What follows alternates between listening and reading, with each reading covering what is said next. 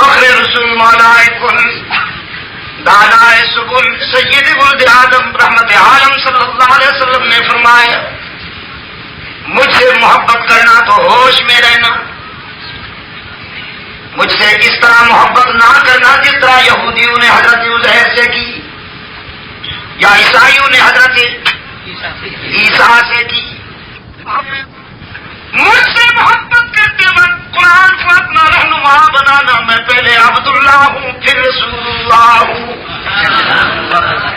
پہلے عبداللہ ہوں پھر رسول اللہ ہوں۔ ہوش میں رہنا، میری محبت میں پاگل نہ ہو جانا۔ اور دبئی کے دوستوں، آپ کے ضمیر کو جج بنا کر پوچھتا ہوں، رحمت للعالمین صلی اللہ علیہ وسلم کے عشق و محبت میں رازدار نبوت، وفادار رسالت، افضل البشر بعد الانبیاء، تاجدار عشق و صداقت حضرت ابو بکر صدیق سے بھی کوئی بڑھ سکتا ہے؟ جس کے متعلق رحمت للعالمین صلی اللہ علیہ وسلم کی فیلنگز یہ ہے، جس کے متعلق حضور کا ارشاد یہ ہے کہ ابو بکر میرے دکھوں کے زمانے کا یار ہے، ابو بکر میرے آنسو کے زمانے کا یار ہے، ابو بکر اس وقت میرا دوست بنا جب ساری دنیا دشمنی پر تلی ہوئی تھی، جب ساری دنیا انکار کر رہی تھی ابو بکر نے اقرار کیا، جب ساری دنیا پتھر مار رہی تھی ابو بکر نے میرے لیے زخم کھائے، جب لوگ کہہ رہے تھے لا تنفقوا علی من عند رسول اللہ حتی ينفضوا، اس وقت ابو بکر نے سب کچھ لٹا دیا میرے لیے۔ سرکار دو عالم صلی اللہ علیہ وسلم نے فرمایا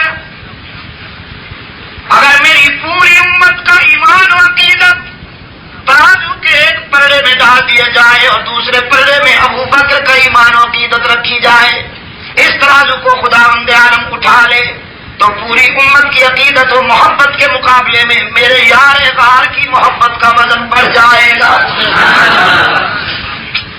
تو ہے کوئی ابو بکر کا مقابلہ کرنے والا؟ بولو نا۔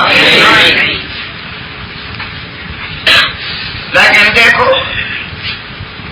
رسول کی محبت میں پرجوش اتنا کہ پوری امت میں ان کا کوئی مقابلہ نہیں کر سکتا، لیکن باہوش اتنا کہ قرآن سے سر منہ انحراف نہیں ہونے دیا۔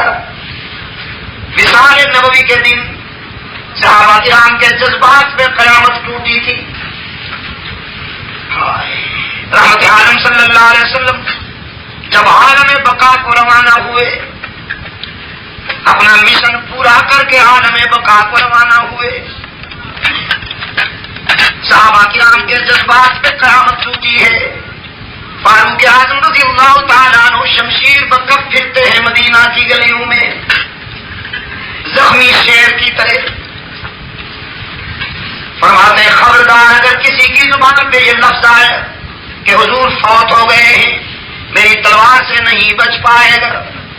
صدیق اکبر کو پتا چلا، فاروق اعظم کا بازو پکڑ کے بٹھایا اور پھر صحابہ بھی جمع ہو گئے۔ اس مقام پر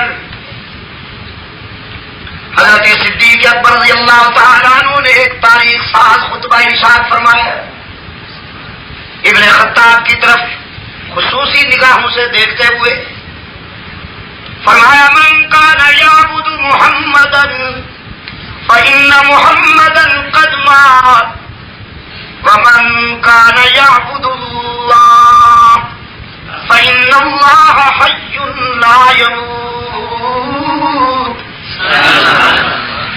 ابن خطاب تو بھی سن اور باقی بھی سب سنے جنہوں نے رحمت عالم صلی اللہ علیہ وسلم کو خدا سمجھ لیا تھا، میں انہیں بتا دینا چاہتا ہوں کہ ان کا خدا یقیناً فوت ہو گیا، اور جو خدا کو خدا سمجھتے ہیں انہیں خوشخبری دیتا ہوں کہ ان کا الہ کبھی فوت ہونے والا نہیں، اسے تو اونگ بھی نہیں آتی. اور پھر ریفرنس دیا قرآن کریم سے، فرمایا وما محمد الا رسول قد خلت من قبله الرسل افإن مات أو قتل انقلبتم على أعقابكم ومن ينقلب على عقبيه فلن يضر الله شيئا. رحمت عالم صلی اللہ علیہ وسلم محبوب خدا تھے، خدا نہیں تھے، اس کے نمائندہ تھے، اس کے رسول تھے. اور جس طرح پہلے انبیاء اور رسول اپنا مشن پورا کر کے دنیا سے تشریف لے گئے، ہمارے آقا و مولا بھی اپنا مشن پورا کر کے اللہ کے جوار رحمت میں تشریف لے گئے. اب ہمیں رونا دھونا نہیں، اپنے آقا کے اور قائد کے مشن کو سنبھالنا ہے اور عزم کرنا ہے. فاروق اعظم رضی اللہ تعالیٰ عنہ کی آنکھیں برس پڑی، فرماتے ہیں میں نے تو یوں محسوس کیا جیسے یہ ایتیں اب اتر رہی ہیں. صدیق اکبر کی باہوش محبت نے سہارا دے دیا امت کو، صدیق اکبر کی باہوش محبت نے سہارا دے دیا امت کو. رحمت عالم صلی اللہ علیہ وسلم نے فرمایا مجھ سے محبت کرنا تو ہوش میں رہنا، ہوش میں رہنا، مجھے خدا نہ بنا دینا. دوستو آپ ابھی بیان سن رہے تھے. آپ سے گزارش ہے کہ میرے اس چینل کو سبسکرائب بھی کریں اور بیل کے آئیکن کو کلک بھی کریں تاکہ ہر نئی آنے والی ویڈیو آپ تک بر وقت پہنچ سکے. شکریہ.